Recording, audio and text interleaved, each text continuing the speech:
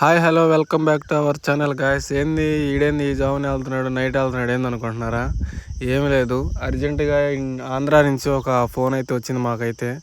ఏంటని చూస్తే కొద్దిగా పని ఉంది, రేషన్ కార్డులో ఇవన్నీ చేంజ్ చేయాలని అన్నారు. అందుకని చెప్పి సరేలని చెప్పి మేమైతే మిడ్ నైట్ 2 అలా అవుతుంది గాయస్. ఇదిగోండి, ఇదైతే మన సిరిసిల్ల అవుటర్ రింగ్ రోడ్ అనమాట, తంగినపల్లి కాడ. ఇదిగోండి, అయితే ఇక్కడి నుంచి అయితే మనం ఇప్పుడు 450 కిలోమీటర్స్ అలా వెళ్ళాలన్నమాట. అయితే ఎంత టైంకి వెళ్తాం ఏమో ఐడియా అయితే లేదు, చూడాలి. నేను మళ్ళీ ఆంధ్ర అంటే దర్శి వెళ్ళాలి, దర్శి నుంచి ఇంకోళ్ళు వెళ్ళాలన్నమాట. అయితే లాంగ్ ట్రిప్ ఇప్పుడు నాకైతే పడింది. చూద్దాం ఎన్నింటికి వెళ్తామో. ఇప్పుడైతే మేమైతే నైట్ అయితే ఇప్పుడు ఈ 2:30, 3 అవుతుంది. మేమైతే షార్ట్ కట్లో వెళ్తున్నాం అన్నమాట, ప్రజ్ఞాపూర్ కాడి నుంచి ఇట్లా. ఇప్పుడైతే మనమైతే ఇక్కడైతే చిట్టేలు అయితే వచ్చేసాము. చిట్టేలు వచ్చేసరికి 4 అయిందనమాట మాకు. 4 అంటే ఇక్కడ మళ్ళీ ఒక హాఫ్ అన్ అవర్ మా వాళ్ళు చాయ్ అనేది అని ఇక్కడే తెల్లారేటట్టు చేసేసారు మా వాళ్ళు.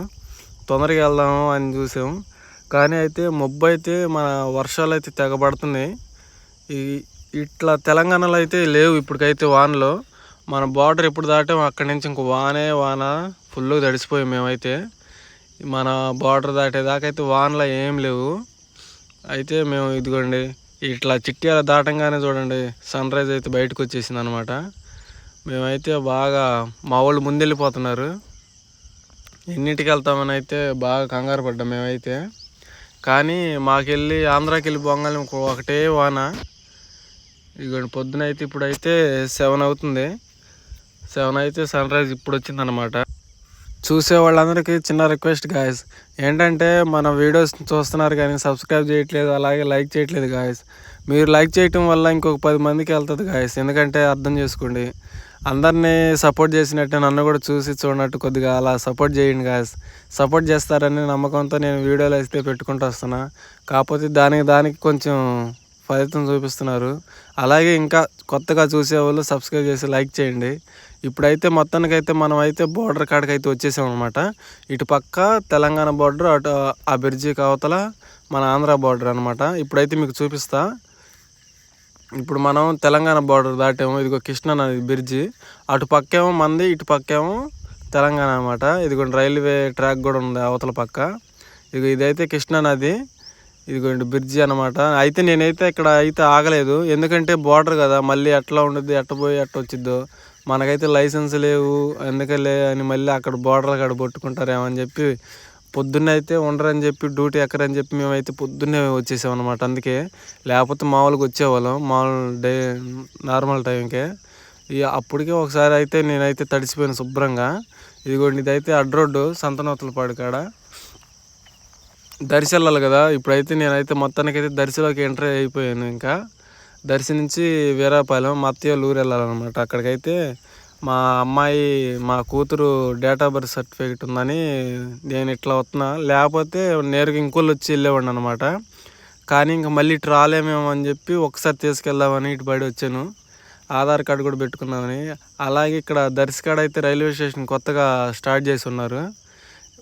చాలా మటుకు అయిపోవచ్చేసింది.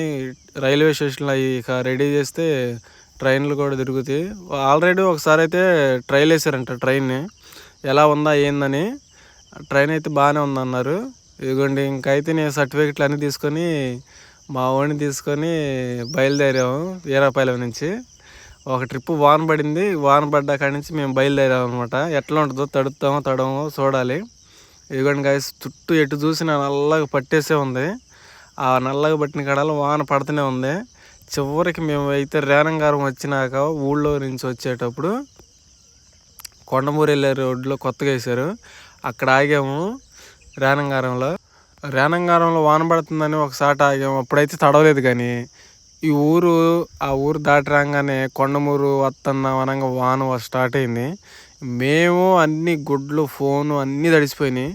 నాది ఎట్లో ఐఫోన్ కాబట్టి తడిసినా కానీ ఏముండదు, అందుకని ఆ ధైర్యంతోనే వచ్చాను ముందుకైతే. ఇదిగోండి గుల్లగా తడిసిపోయాం మేమైతే. ఇంకొక కిలోమీటర్ అలా అయితే పొంగలూరు వచ్చేస్తాం. ఇదిగోండి ఇదైతే మన ఊరికి వెళ్ళే రోడ్డు అనమాట. ఇప్పుడు మేము ఇంకోళ్ళు వెళ్తున్నాము. ఇదేంది ఇంటికి వెళ్ళకుండా ఇంకోళ్ళు వెళ్తున్నారు అనుకుంటున్నారేమో.